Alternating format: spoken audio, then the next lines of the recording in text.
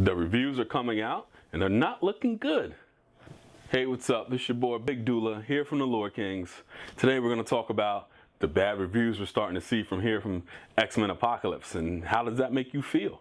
These reviews, I'm not going to lie, making me a little nervous here. You know, the X-Men franchise has had a lot of victories and they had a couple of defeats, but they usually land on the side of victories. Their movies are usually well constructed. They usually have great storylines, and they give you what you were asking for, right? I mean, I really wasn't, the first class, I was really skeptical because I really didn't care about going back to the 60s, honestly. And then we went back there and it was good. And another one, Days of Future Past, one of the first epic comic book series I've read in my lifetime, and then they put it on screen, and it did a good job with it. So I'm hopeful that these are just the normal haters that come out against superhero movies. Oh, we have too many superhero movies. Oh, you know, all this other stuff, and it's stupid and it's juvenile. And those people, I just hope that that's what I'm seeing. But everyone remembers the Phoenix Saga. I mean, everyone remembers that movie, right? You remember that movie, and I can't undo that memory in my head, so I always got to step in. And Bryan Singer's been talking a little too much for me. He's just out there and he's just talking all the time about what can happen, what the next movie is going to be. I'm like, all right, well, just finish this movie. And then the first time I saw Apocalypse, that made me nervous. I'm like, yeah, that's not really Apocalypse the way I see it. And the way he's in the comic books, he's a bigger dude, and like this dude's like a little frail guy, and it's like, but if you're going to get a good actor, and the good actor is going to be skinnier than the actor that looks like Apocalypse, I'm for it, right? So if you get someone that's a little bit lighter skinned to play Storm, I'm for it. If you get someone that's maybe a little bit taller, I'm for it, right? I'm gonna give you those leeway. I'm gonna give you that because I've been in marketing, I've been in advertising, I've been in some of these industries, and getting that better performer, even if it isn't exactly what you wanted, pays off in the long run. Trust me, it does. Actors are not a dime a dozen, and the really good actors are really good. So if this guy has the performance chops and he's ready to go, then I'm fine with it. Same thing with all the other characters. Some people were skeptical about Olivia Munn, but I was like, Olivia Munn's been on TV 7-8 years, probably even longer than that, decades now. I forget when G4 TV first came out. She's ready to go. If she's gonna do it, she's gonna do it now. She did good in the newsroom. Everyone chill out, right? Everyone chill out about some of the other casting decisions until you see their performance. And if their performance is good, then I'll stand by them and I'm ready to go.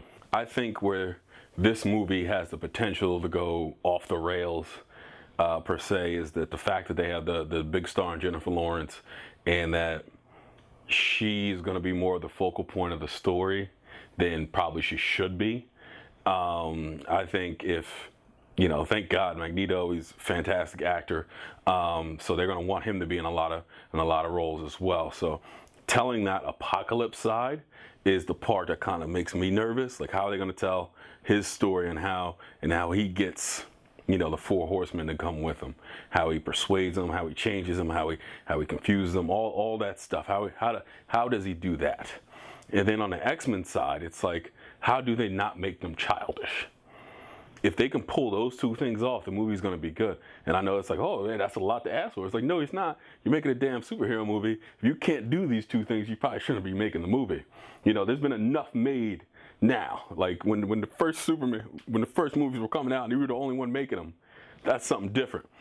It would have passed 15 years. How many have been made? 30, 35? Like, come on now. We should be good at telling these stories. We should have people that can tell the stories. We should have straight story arcs. You should know what you're trying to do when you go out there. The fact that you don't know what you're trying to do would be crazy to me. Know what you're trying to do, and then do it. It's simple. So tell me how you guys feel about it. It's been, just hearing it all week, it's kind of like rumbling around in my brain now. Rotten Tomatoes, it kind of went up a little bit, I think, last week.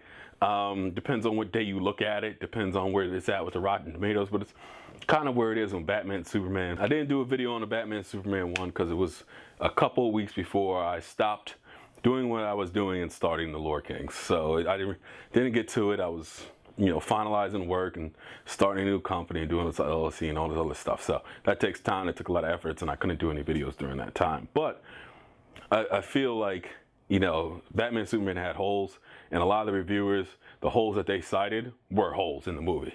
So as I pay attention to the new reviewers and some of the ones that were correct about the holes in Batman and Superman are now saying things about this movie, I'm paying attention. You know, I'll ultimately go see it myself. I'll go see it and make the judgment myself, because that's just the way it is when anything in geek culture. You can't really trust everybody anymore, just because of the way the nature everyone is. Like, people are bought and paid for on one side, and then the other side, people just hate what it is. But this is your boy Big Dula here at the Lord Kings. Watch, like, comment, subscribe, share. Peace. Does Harley Quinn deserve her own movie? Hey, what's up? This is your boy Big Dula here from the Lord Kings. Today we're talking about, does Harley Quinn deserve her own movie? With all the recent speculation and articles being written about the subject, with a lot of articles written already